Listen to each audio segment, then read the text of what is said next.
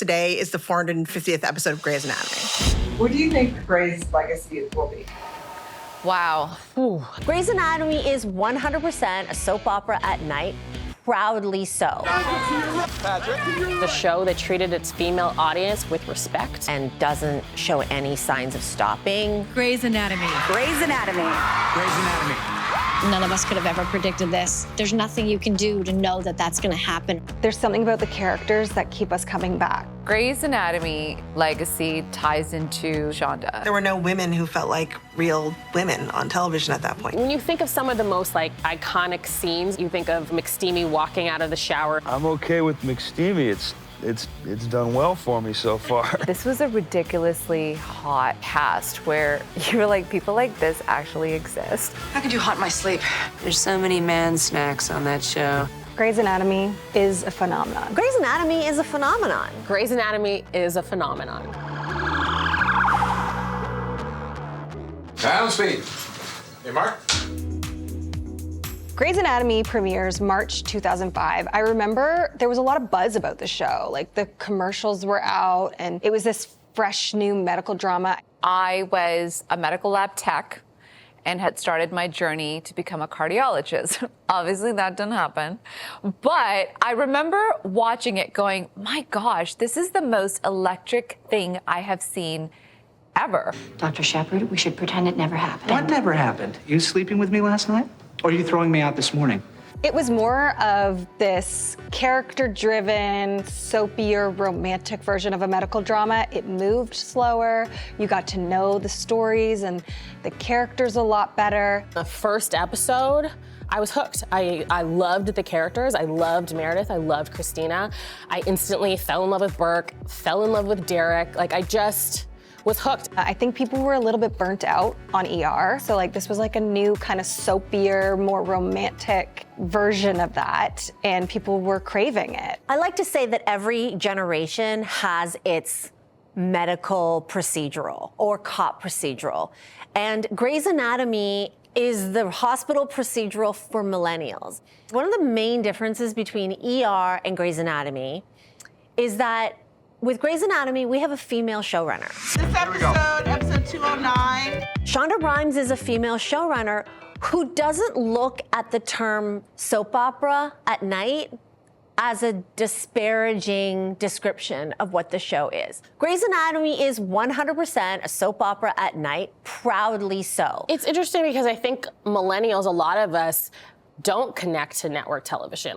I always joke that I'm the auntie that's still watching network TV because I still love a procedural and so many of my peers don't, We were raised on the prestige TV, HBO era, and so not a lot of us were watching network TV, but Grey's Anatomy was the outlier. Grey's Anatomy was the thing that we were all watching, and Shonda Rhimes positioned Grey's Anatomy as a show about romance, but it was also about the medicine. It was also about doctors. It was also about their professions. But the romance wasn't, the side story. It was also so central. Shonda was saying, I'm prioritizing women in the audience. I know what they're looking for, I know what they're missing, and I'm gonna give it to them. I think what fascinates me most about this show is that it seems so natural that all these women play such a big part, that we're all trying to be surgeons, not just nurses, and not just girlfriends, and not just wives or daughters. And it doesn't feel like there's this big emphasis on making the women stand out as strong women and making the men, it just feels natural, feels what our world has evolved into, thankfully. I mean, Shonda Rhimes can write a female character, a complicated, messy, unlikable on paper female character who you can't help but fall in love with. That is Shonda Rhimes' superpower. There were no women who felt like real women on television at that point. When you look at Chandra Wilson and Dr. Bailey, it's such an interesting character, and I actually don't think we give enough credit to Shonda Rhimes for how revolutionary that character is. I may be 47 months pregnant. I may be on bed rest, but I am Dr. Bailey. Chandra Wilson got to be someone that was ambitious and mean and layered and complex. You've seen all these things from an older Black not size 2 woman that you never get to see. Like, there's been so many times as the trends have changed in television where it's like, oh, we do want black people. Oh, no, we don't. No matter what, throughout all of that, Grey's Anatomy has been here, and Dr. Bailey has been there showing on television what black women can and should look like on screen. Cristina Yang is one of the greatest television characters to ever exist ever. And I am not being hyperbolic when I say that. I really, really like playing Cristina because I don't think I'm like her at all in a lot of fundamental ways. For Shonda Rhimes to write Christina's character in such a way where her default mood was abrasive, grumpy, had no time for it. As an Asian person, that felt radical to me to see on TV as well, because it wasn't just like the female doctor trope, it was the Asian woman trope. Modest, unassuming, soft-spoken, and along comes Sandra Oh in the form of Cristina Yang, pulling down those stereotypes one by one. And without becoming a caricature, she was very real. Change my career after I'm married? What is this, 1953? I just love her, and she's just so complicated and weird, and there's so many things that Cristina has said that I think have laid the groundwork for other women when they're writing characters. I think that Cristina is somebody that other women look to be like, oh, this is how you write a strong female character. I just feel so proud that Sandra Oh was the first one out of all of them to win a Golden Globe. And not to take away from anybody else's performance, she was such an instant attraction to that show. Her character, her vulnerability, she got to really dive into this character and give us Cristina and her version of it. And man, was she right with her instinct as an actor, because people fell in love with her. And I love that she's so cool and humble about it that, you know, most people, when they have their breakout role, they're like, I don't want to talk about it anymore. Like, I've done other things. She's like, no, let's go. Let's talk about it. Because she realizes what that show did for her and how proud it made so many Canadians feel. One of the greatest things about the show is also your friendship with Cristina. Yes. And she's a good Canadian girl. We're proud of her. Can you tell us about your favorite scene with Sandra Oh? Oh my goodness, I love all my scenes with Sandra. Every day that I get to work with her, I'm very blessed, and she's so much fun and so smart, and she's a real character. I don't think you can talk about Grey's Anatomy and female friendships and not talk about Cristina and Meredith and their bond and how important and special and unique it was to see female friendship like that on screen. You are a gifted surgeon with an extraordinary mind. Don't let what he wants eclipse what you need. He's very dreamy, but he is not the son. You are. Like, the way they showed that friendship, that two women can be in the same field, can be competitive, but also champion for each other, that they're messy, things can get really ugly, but no matter what, they are there for each other. Like, that is a standard I feel like all friendships should be at right now. Anyway, I put your name down. That's why I told you I'm pregnant. You're my person. I am? Yeah, you are. For so long in television, what you were sold was if you were a straight woman and you were not tied to a man, what is your worth? And I think that what Cristina and Meredith did together was show that your soulmate can be a friend. People forget that Shonda Rhimes is Crossroads and Princess Diaries, that she has her own rom-com origins. And Crossroads in particular, it's a Britney Spears girls on a road trip movie. So girlfriends, girl bonding, girls figuring themselves out, but being supported by their friends, that girl experience is very much part of the Shonda Rhimes DNA. So of course, she was gonna put that into Grey's Anatomy. Cristina and Meredith are a blueprint for what I think has become more mainstream now, which is decentering men in your life and decentering romantic relationships and focusing more on your community of girls, your community of women.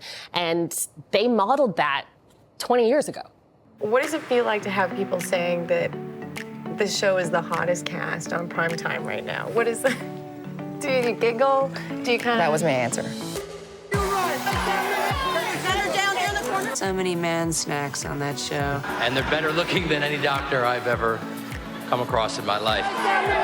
You put these super sexy people together where there's chemistry, there's intensity, and there's relationship drama, and then they're super sexy. Like, I swear to God, I think I probably suffered 2 atrial fibrillations watching Grey's Anatomy. It was steamy. For like network TV, like before 9 p.m., this show had a lot of sex. That on-call room saw a lot of action.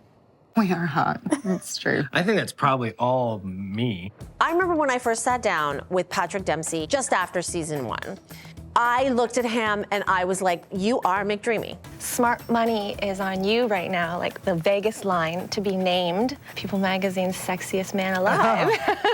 I haven't been running around with my shirt off enough, I don't think. Like, I was basically 19 years ahead. I don't know if I jinxed it, but I think that there was enough of a case to be made then that he should have been sexiest man alive way before he was actually the sexiest man alive. Interesting thing about this show is this cemented people's careers. This made people like Ellen Pompeo, Sandra Oh, household names. The other interesting thing is these people are now their characters. And so some ways, yes, it launched their careers, but it almost pigeonholed them. If I ever see James Pickens Jr. on the street, that is Chief Weber to me, and I will cry in his face. Look at Ellen Pompeo. She'll forever be Meredith Grey. You see her on a carpet, and my brain doesn't go Ellen, it goes Meredith. I mean, Taylor Swift named her cat after Meredith Grey. So that says enough. Ellen Pompeo is aware enough that she was like, yeah, I'm gonna sign this ridiculous contract and be on this show forever and probably not try and spread myself elsewhere because this is my bread and butter. This is what people know about me. She just accepted her fate and leaned into it, which I respect. Sexy? No. McYummy? No. McSteamy. Oh, there it is. Yeah. One of Grey's big impacts on pop culture has to be the lexicon. O'Malley. Yeah. Stop looking at my vajayjay. Like, it's going to be in the Oxford Dictionary, I bet. I Did you have know a that was going to happen? Absolutely not. Yeah. None of it. None of the vernacular that's come. It's all a surprise. Like Dr. Bailey screaming out vajayjay, that changed the word vagina for all of us. So pick me. Choose me. Love me. There was a lot of stuff that I didn't want to do at the time. I didn't want to say, pick me, choose me, love me. You know, and to Shonda's credit, like she knew that was going to pop. I will die on this hill. I will defend this monologue till my dying breath. I love this monologue. So a pick-me girl, it's something that has been used in Black slang and African-American vernacular for a really long time. It's somebody who denigrates other women. It is somebody who changes themselves to be picked by a man. Is any of that Meredith Grey? No. I lied. I'm not out of this relationship. I'm in. The Meredith Grey that we knew up until the Pick Me, Choose Me monologue was dark and twisty. She was closed off. She wouldn't allow herself to be vulnerable. And in that moment, she is standing in front of him and saying, pick me, choose me, love me, I love you. That is her being vulnerable. And that is her saying, I'm actually choosing myself. I deserve to be loved. That is not like a pick me girl. It is one of Meredith Grey's most important moments in those early seasons to see her growth and to see that character development. And it's one of the reasons we love Grey's Anatomy. And the Golden Globe goes to Grey's Anatomy. Grey's Anatomy. Grey's Anatomy. Grey's Anatomy! Grey's Anatomy! Grey's Anatomy continues to entertain, challenge, and move people who watch it. We would not be standing here if it wasn't for Shonda Rhimes, who created the show. Oh my gosh, Shonda Rhimes, she completely changed what kind of recognition showrunners get. Shonda on your left side here, Shonda. But she became a star in her own right. She brought diversity, not as a trend, because we see this foundation in all of her shows that she has gone on to do. So she made it a foundation, she made it normal, And she created this culture where everybody was talking about it, but in the most best way and the most healthiest way possible. How much of the show's diversity do you think has lent itself to the success that Grey's Anatomy has had? I would say 100%. I think that's directly attributed to Shonda Rhimes' vision of the show from the very beginning. And I remember we were talking, and she said, in my world, why wouldn't an African-American run a hospital? Really, what she did was extraordinary. If you think about back in the heyday of broadcast network television, Thursday night was the most powerful night. Just to put it in context, Thursday nights was Friends, Seinfeld, and ER. And that was like television's bedrock for more than a decade. And so along comes Shonda Rhimes on a different network, on ABC, who owns Thursdays by herself. Because I remember them coming and saying, you know, we're going to do Grey's at 8, Scandal at 9, was it? And then Murder at 10. I think that's what it was. And I remember thinking, like, well, that's a whole night. Like, that doesn't make any sense. And then somebody pointed out, I think you pointed out, it's the most expensive night in real estate for television. So it was a really big deal. And ABC treated it like it was a really big deal. Women don't get those opportunities, not in any field, but especially in television and movies. And for a Black woman to be doing that, it's a pretty unicorn event. Let's all just be the because the reality of it is everybody's going to have their opinion of you anyway. And if you are not being cruel to other people, and if you are like, I'm always like, how do I make this a warm, welcoming place for other women to feel like they can come up and be somebody? Then in order for that to happen, I have to make a way in this world in order for those opportunities to exist. So be the One of the things that I think is so impressive about Shonda Rhimes is her confidence. She is somebody who has been so confident in her abilities. In her book that she wrote, The Year of Yes, where she says, I am great, I am badass, I am amazing at this, and I know that.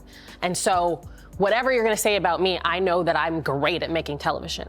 And to have that kind of confidence in an industry that tells you that Black folks aren't real people, that your humanity is not something that should be prioritized or seen on screen, that I can't imagine the things she had to deal with behind the scenes to get to that position of power. To go through all of that and still come through with her confidence and her belief in herself, it's one of the most inspiring things about her. Grey's Anatomy, it's just this pioneering show. So when I say that you are this figure that people are so used to seeing on their television who are just in love with and can't get enough of, what goes through your mind? It's been a blessing. It really has been. You know, the show changed our lives in a whole lot of ways. The other interesting thing about this show is a lot of their real life actors had a lot of controversy. There was also like mad drama with a lot of these people on this cast. Like some dark was happening behind the scenes. It was How being did treated. the bad word come out of that? Well, I said several bad words, as well as he did. To him? To him about how I was feeling. I said, there's no way you're going to treat me like the B word or a P word or the F word.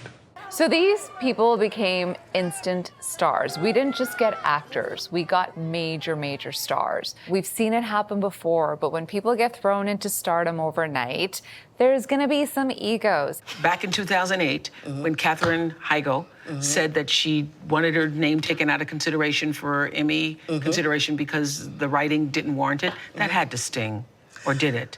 Yeah, on some level it stung, and on some level I was not surprised. You weren't? No. Okay. When people say who they are, believe them.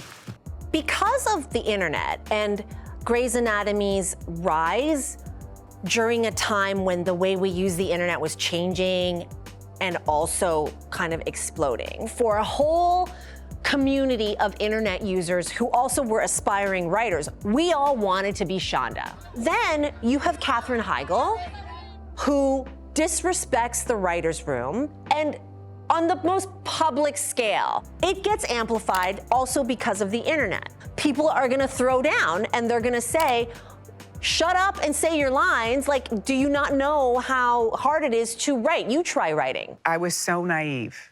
Listen, I went and I got my soapbox and I put my soapbox down and I got on my soapbox and I had some things to say. And I felt really passionate about this stuff and I felt really strongly, but there was no part of me than imagined a bad reaction. I felt really justified in how I felt about it. I don't know. Is it a sexism issue? As a writer, I never thought of it as a woman issue. I never thought of it as, oh, we're being mean to this girl because she's a woman. I worship the writers of this show. I worship the profession of writing. And she was out there running her mouth, disparaging writers. Maybe the one thing that wasn't talked about enough in 2005 is that she was criticizing a writer's room led by a Black woman. Katherine Heigl, looking like she looks in Hollywood. You are a beautiful, blonde, white woman. To walk through the industry as entitled as she is, if Chandra Wilson acted like she acted, we wouldn't know her name anymore. She might be lucky that it happened in 2005 and not 2025, when we have that vocabulary we all are learning and know better, where we're not calling her out for something worse than being Katherine Heigl still has a career. And the reason she still does and acted like how she acted is because she's white and blonde and beautiful. And I think that's maybe the conversation we should be having more than, oh, does she deserve some sort of justice because of how she was treated back then? No, her actions had consequences. I don't know that there's a way to defend Katherine Heigl like through a feminist lens there when you're like on the other side of it is Shonda Rhimes. It definitely filled a void that wasn't on television. I mean, you can't go wrong when you have medical stories, life and death situations, the trials and tribulations of love lives and illness. And I think the huge part of the success was the diversity on the show and all these different characters, different age groups. I think that they've really figured out an incredible model of continuing to bring new people in and infusing the stories with new life and new energy. I think that's what's really kept it alive. So I think couple all of that with great writing and great actors and great stories to tell, it works. You know, in our time, a show that goes on for 20 plus seasons and doesn't show any signs of stopping, I'm not sure it's ever gonna happen again. There are few shows that people are so devoted to that they would live and die by that show. Liken it to the BTS Army, the Beehive, you know, the Swifties. Like, this kind of fandom doesn't always happen in the TV world. People love Grey's Anatomy. Kathleen has rewatched season 1 and 2 approximately 100 times. I'm not even joking. And because of that, because it's so part of her life, and she's probably not the only one, Kathleen is 100% convinced that she could perform a tracheotomy. Yeah, I could do a tracheotomy. Yeah. This is my most toxic trait, 100%. I think I could do a tracheotomy. And it's because I've seen it done a million times in Grey's Anatomy. I've watched each episode a million times. They've done it so many times. I could do it. If I was on a plane and there were no doctors and someone was like, oh, they need a trach, I think I could trach you. I've been watching Grey's Anatomy since I was 15 years old. I knew that I wanted to be a surgeon, and now I'm going to medical school next year and just continuing to pursue my dream to be a doctor and to be like Meredith Grey. I think the legacy of Grey's Anatomy will be the doctors that it produced, the fact that there are women who decided they wanted to get into the medical field because of Grey's Anatomy. That is a huge part of its legacy. Grey's Anatomy legacy tied to Shonda, and how diversity does not have to be a trend. The show, I feel like, has made it normal that in the end of the day, it's about humanity. I think Grey's Anatomy will forever be known as a show that treated its female audience with respect and treated things that women like seeing on TV, like romance, like hot people, like horniness, treating that with respect and with intelligence and doing it in a smart way. The legacy is just going to be the fact that we got to witness the most real and authentic, raw show in front of our eyes. That brought us joy, that made us cry, that made us look within ourselves. It changed the culture of television.